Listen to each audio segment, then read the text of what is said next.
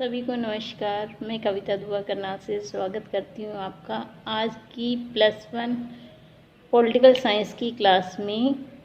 आज हम लेसन 5 भाग 3 शुरू करने जा रहे हैं। तो भाग 3 शुरू करने से पहले हम देख लेते हैं कि हमने पहले और दूसरे पार्ट में क्या क्या चीज़ें सीख ली। तो देखिए, पहले में जो हमने देखा था कि अधिकारों का अर्थ क्या है, अधिकार क्यों आवश्यक हैं, अधिकारों की उत्पत्ति कहाँ से हुई है, मानवाधिकारों का घोषणा पत्र, सार्वभौमिक घोषणा पत्र क्या था, अधिकारों के तत्व कौन से हैं। इसके अलावा जो लेसन का भाग 2 हमने किया उसमें हमने अधिकारों का वर्गीकरण देखा था कल। उसके अलावा हमने देखा कि कानूनी अधिकार कौन से हैं, सामाजिक, राजनीतिक, आर्थिक अधिकार के बारे में पढ़ा। आज हम भाग 3 में कर्तव्यों के बारे में पढ़ेंगे कि देखिए, अगर सिर्फ अधिकार दे दिए जाएं तो समाज चलाना मुश्किल हो जाएगा। अधिकारों के साथ कुछ कर्तव्य भी जुड़े हैं, तभी समाज में समानता बनी रहेगी। तो आइए, जो आज हम शुरू करेंगे टॉपिक वो है कर्तव्य। तो चलिए शुरू करते हैं अपना आज का टॉपिक, कर्तव्य।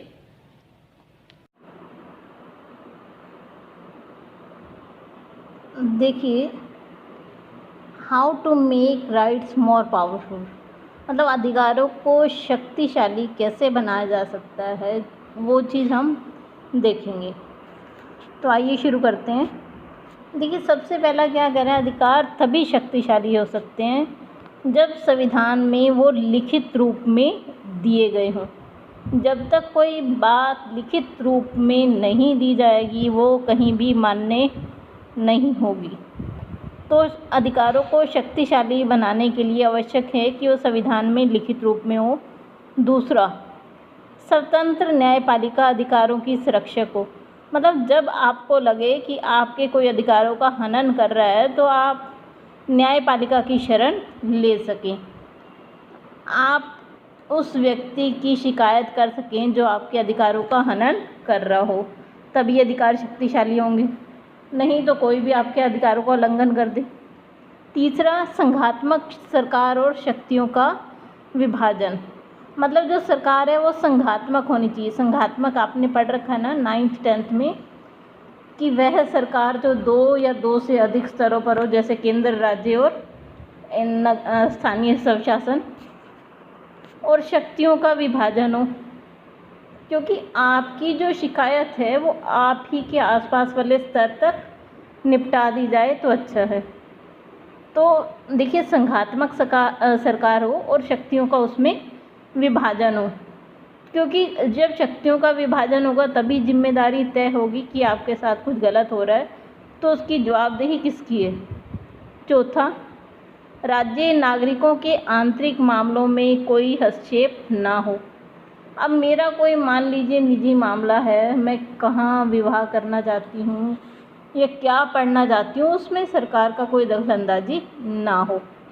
जनता की जागरूकता, मतलब लोगों को अपने अधिकारों का ज्ञान हो, वो उसके प्रति जागरूक हों।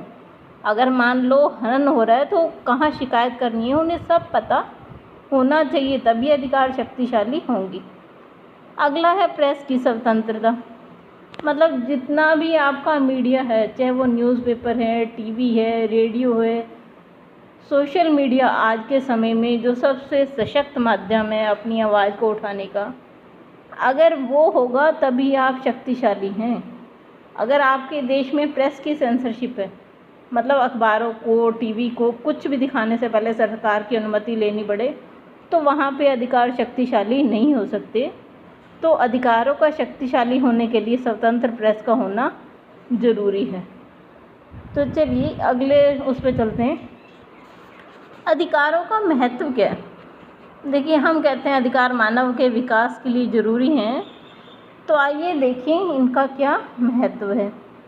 सबसे पहला, व्यक्ति की स्वतंत्रता को लागू करना।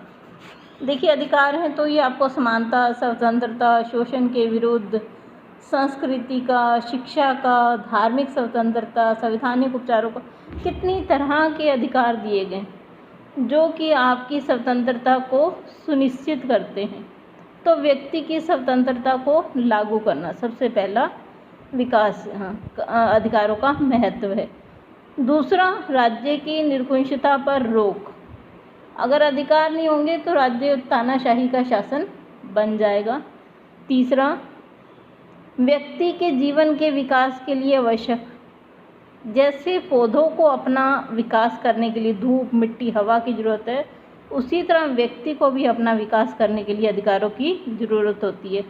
अधिकारों के बिना वह अपना विकास नहीं कर सकता, क्योंकि उसे सामाजिक, आर्थिक, राजनीतिक क्षेत्र में बहुत से अधिकार प्राप्त हैं जिससे कि वो अपना विकास कर सकता है। तो व्यक्ति के जीवन का विकास करने के लिए अधिकार आवश्यक हैं। समाज व राज्य के लिए उपयोगी। देखिए, जो अधिकार हैं वो व्यक्ति समाज में रहता है, तो व्यक्ति समाज का क्या है, अभिन्न अंग है। और जो अधिकार हैं उन्हें समाज में ही मान्यता मिल सकती है।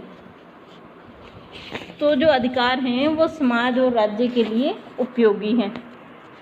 अगला देखते हैं, ये समाज की आधारशिला का काम भी करते हैं। देखिए, व्यक्ति जो है वो समाज में ही जीवित रह सकता है। अगर कोई लड़ाई झगड़ा, अशांति, कुछ ऐसा होता है तो जो व्यक्ति है वो अपने अधिकारों के प्रति अगर जागरूक होगा, उसके साथ अगर गलत हो रहा है तो उसकी शिकायत कर सकता है। सरकार का सकारात्मक आदेश, मतलब आपके लिए गवर्नमेंट अच्छा सोचती है, ये एक उसका प्रूफ भी है। व्यक्तियों का जीवन अच्छा और व्यवस्थित बनाना, क्योंकि अधिकार होंगे, नेचुरल सी बात है। देखिए, आपके पास अधिकार हैं तो आप शक्तिशाली हैं, सशक्त हैं। कोई भी आपके आत्मसम्मान को ठेस नहीं पहुंचा सकता। तो जो अधिकार हैं उससे व्यक्ति का जीवन अच्छा होता है और व्यवस्थित होता है। सामाजिक व्यवस्था को बनाए रखते हैं, बिल्कुल ठीक है। अगर अधिकार नहीं होंगे तो समाज में लूट खसोट, चोरी और अपराध बढ़ जाएंगे। तो इसलिए अधिकारों का होना बहुत ज़रूरी है। अगले अपने टॉपिक पे चलते हैं। देखिए, हमें अधिकार भी दिए गए हैं लेकिन उन पर कुछ प्रतिबंध भी लगाए गए। वो प्रतिबंध क्यों लगाए गए? सबसे पहला, सामाजिक हित। कुछ प्रतिबंध सामाजिक हित के लिए लगाए गए हैं, जैसे कि नशा करना बुरी बात है। अगर एक व्यक्ति नशा करेगा तो उसकी देखा देखी दूसरे भी नशा करेंगे। तो कुछ चीज़ों पर प्रतिबंध लगाए गए हैं, उनका आधार क्या है? सामाजिक हित। जैसे चोरी करना पाप है, झूठ बोलना हम कहते हैं अपराध है, चोरी करना अपराध है, किसी के साथ कुछ गलत करना अपराध है। तो ये सब उस पर प्रतिबंध हैं सामाजिक हित के लिए। दूसरा, अन्य व्यक्तियों के हितों के लिए। कुछ चीज़ें जो आपके लिए फ़ायदेमंद हैं, हो सकता है आप उससे दूसरों को नुकसान पहुंचा रहे हो। जैसे मान लो कोई व्यक्ति लूट खसोट करता है तो उसका सामने वाले को तो नुकसान ही होगा ना। तीसरा है, राज्य की सुरक्षा और स्वतंत्रता के लिए। ऐसा ना हो कहीं आप देश विरोधी नारे लगाने शुरू कर दो, ठीक है ना जी। आपको अभिव्यक्ति की स्वतंत्रता दी गई है लेकिन आप देश के खिलाफ कुछ नहीं बोल सकते, वो प्रतिबंध भी लगाए गए हैं। अगर ये प्रतिबंध ना हो तो कल को तो आप देश का बंटवारा हो जाए, देश की सुरक्षा को भी खतरा हो जाए।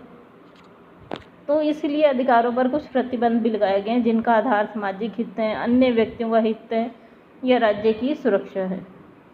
तो चलिए, अब जो हमारा टॉपिक शुरू हो रहा है वो है फंडामेंटल ड्यूटीज़, जिसे हम क्या कहते हैं? कर्तव्य।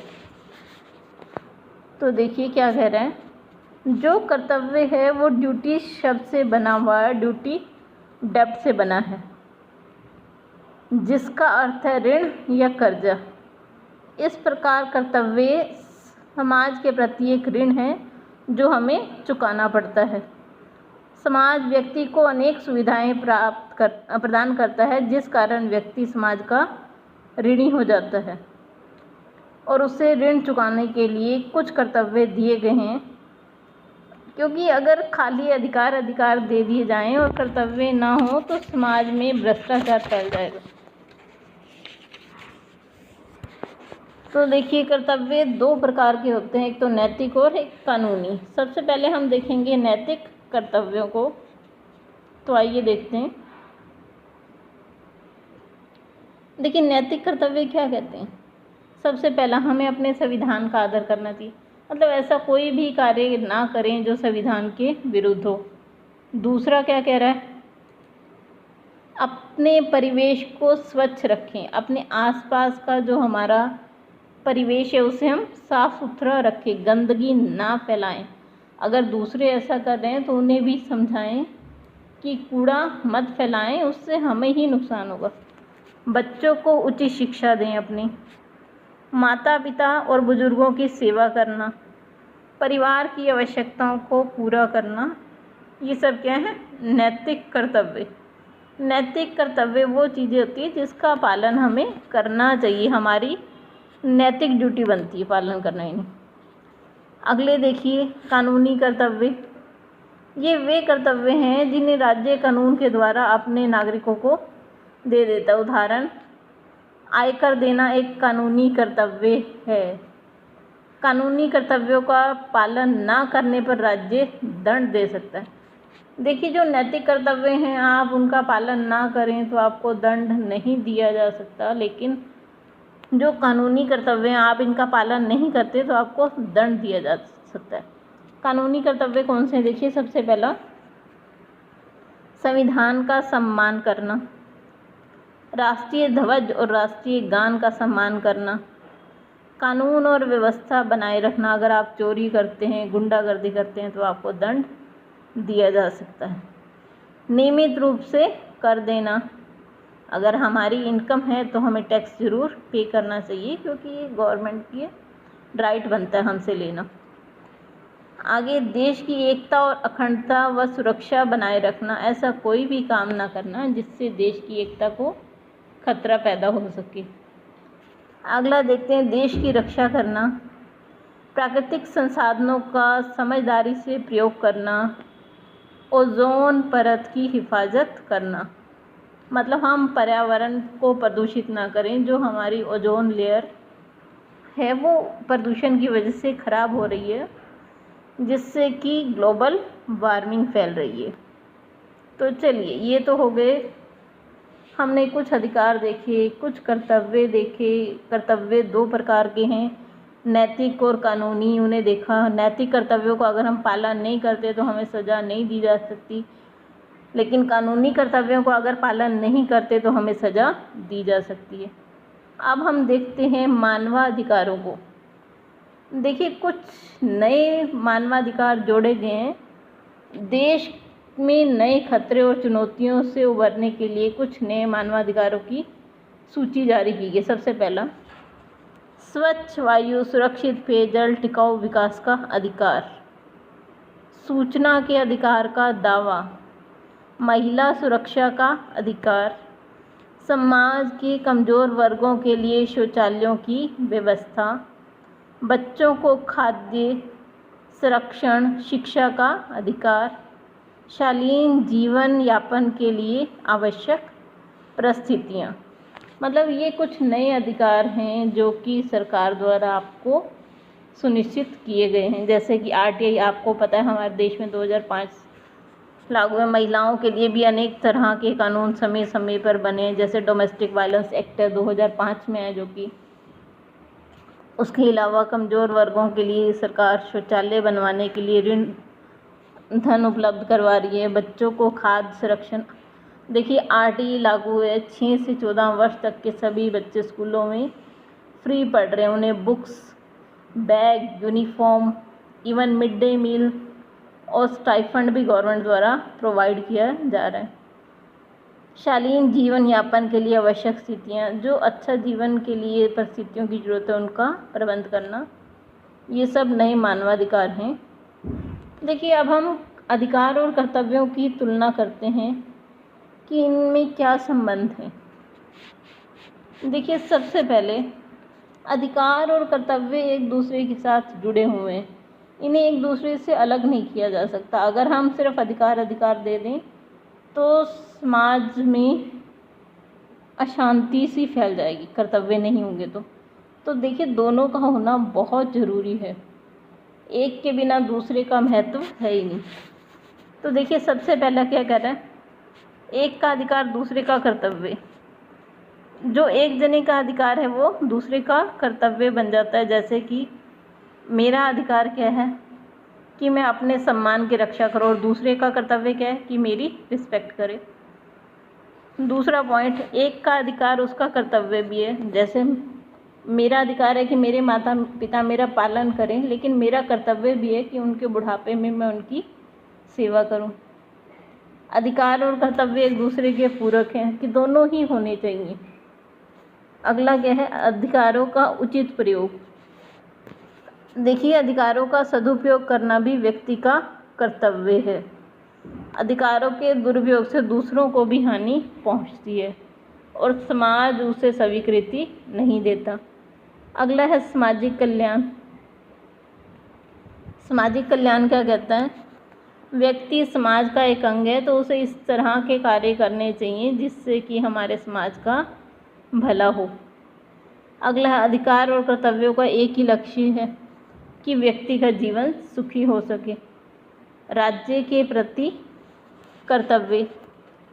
देखिए हमें सब कुछ राज्य से ही मिल रहा है, तो हमारा कर्तव्य भी है कि हम ऐसा कोई भी काम ना करें जिससे हमारे राज्य की एकता को खतरा हो, या हम अपना तन मन धन सब कुछ अपने राज्य के लिए कुर्बान करने के लिए तैयार रहें।